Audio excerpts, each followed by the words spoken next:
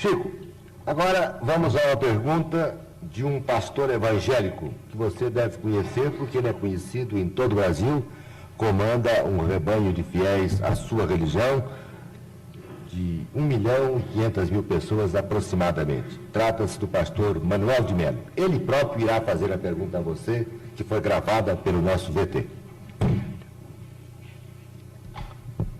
Carlos Xavier, meus cumprimentos.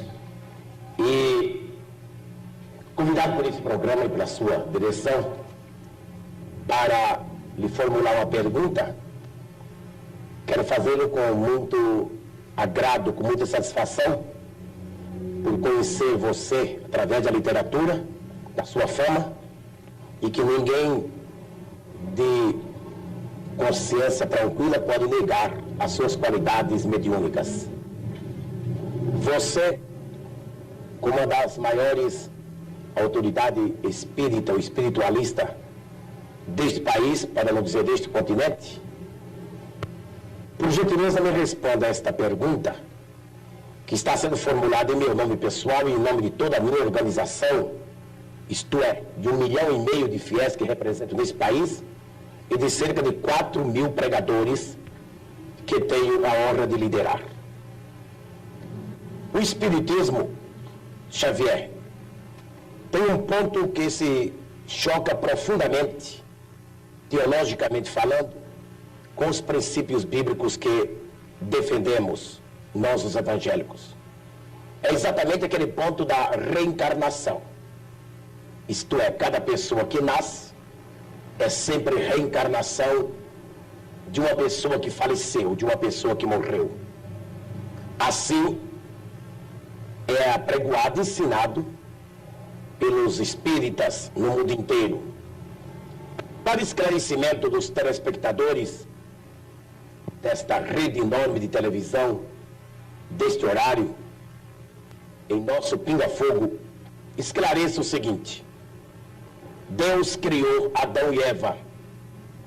Todos nós concordamos, creio que você também, a maneira como foi criado, e o mundo cristão inteiro.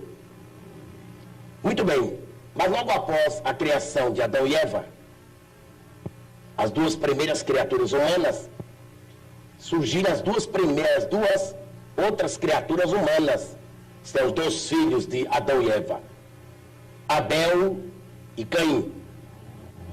Você poderia, dentro da sistemática espiritualista, dentro da doutrina da reencarnação, você poderia dar, meu caro Xavier, uma explicação aceitável de onde vieram, qual a procedência de Caim e Abel, os dois primeiros filhos de Adão, isto é, pela ordem, a terceira e a quarta pessoa humana existente aqui na Terra? Responda-me.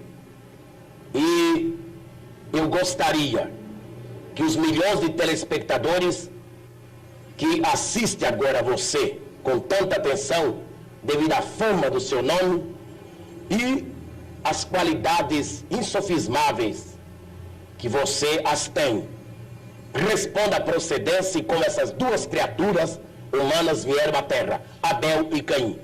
É somente isto e muito obrigado.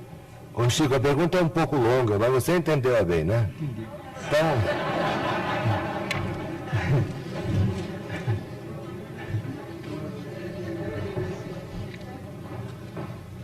A pergunta do nosso caro amigo, que nos interpela a respeito do texto bíblico, está emoldurada de tamanho carinho que inicialmente nós agradecemos esse tom de fraternidade e ternura humana com que ele emoldura a questão para se dirigir a nós. Muito obrigado ao nosso caro pastor evangélico, senhor Manuel de Melo, que nós todos admiramos como sendo o orientador desse grande e brilhante movimento que é Cristo para o Brasil.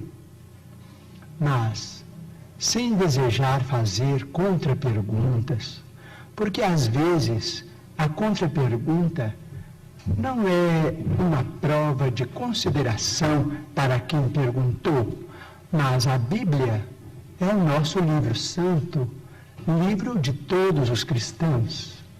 Nós, os espíritas evangélicos, nos detemos no Testamento Novo para compreender a essência dos ensinamentos de nosso Senhor Jesus Cristo e daqueles que o sucederam, os apóstolos da causa evangélica. Não temos maior intimidade com o Velho Testamento, entretanto pedimos permissão ao nosso caro pastor evangélico, Sr. Manuel de Melo, para considerar que no livro de Gênesis, no capítulo 4, versículos 16 e 17, vamos encontrar uma questão muito interessante para nossos estudos em conjunto, porque nós todos somos estudantes das letras sagradas. O capítulo 4 trata, por exemplo, da união de Adão e Eva para o nascimento dos seus 3 filhos, Caim, Abel e Sete. Sabemos por esse texto, o capítulo 4 do livro de Gênesis de Moisés, que Caim exterminou Abel.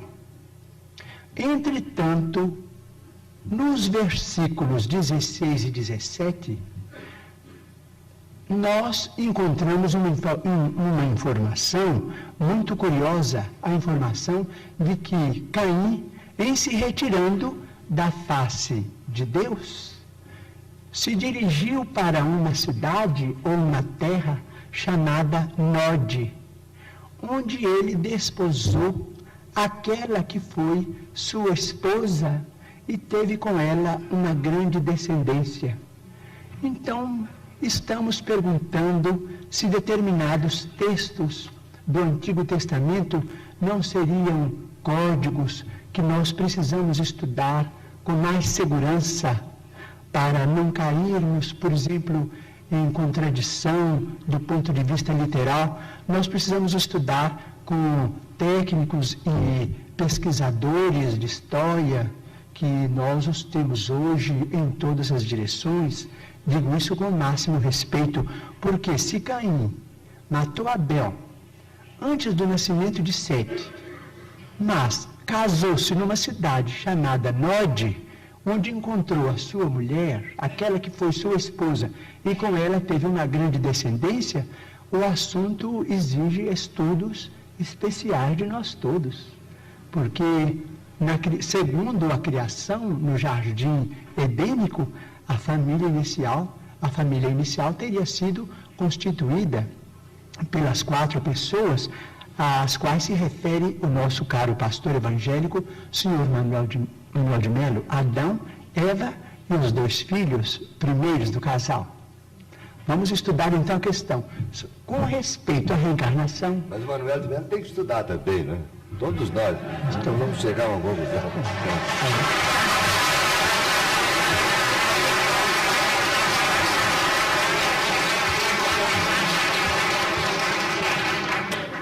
Bom, com respeito à reencarnação, posso dizer? Pode, Chico. Com respeito à reencarnação, nós, os espíritas, estamos diante de uma realidade inconteste para nós. Normalmente, na vida mediúnica, temos assistido, nestes quase 45 anos de espiritismo evangélico à luz dos princípios kardecianos, a desencarnações e reencarnações. Mas permitimos-nos também perguntar ao senhor Manuel de Melo, nosso caro pastor evangélico, senhor da pergunta, e também aqueles que fazem objeções contra os princípios da reencarnação, permitimos-nos perguntar sobre o sofrimento das crianças, por exemplo.